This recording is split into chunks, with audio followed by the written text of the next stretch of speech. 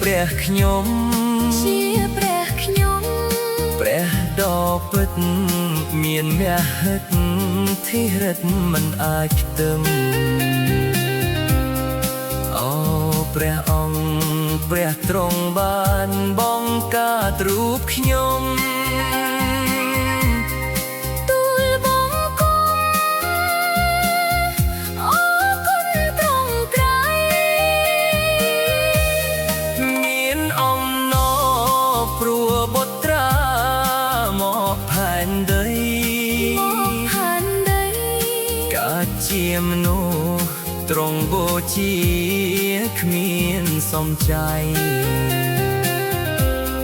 ប្រគល់កាយដល់ថ្នាក់ខ្សែក្នុងដៃមនុស្សលោកទទួលទូជួយយើងរាល់គ្នាមានអំណរព្រោះព្រះគ្រីស្ទបានជោគជ័យបានជោគជ័យព្រះអង្គទ្រង់រស់ឡើងវិញនៅថ្ងៃទី3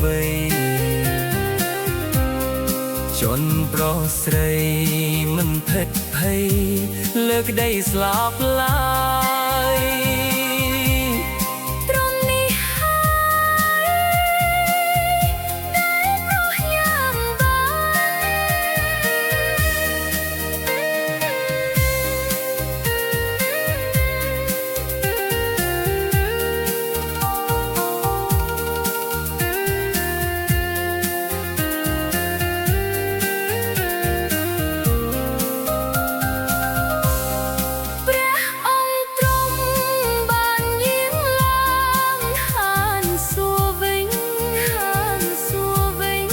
នៅឋានខ្ពស់ព្រះអម្ចាស់មិនភ្លេចខ្ញុំ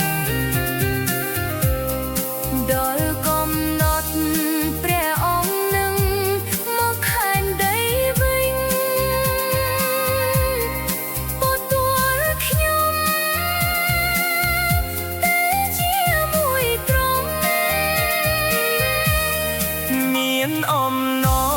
រដោយ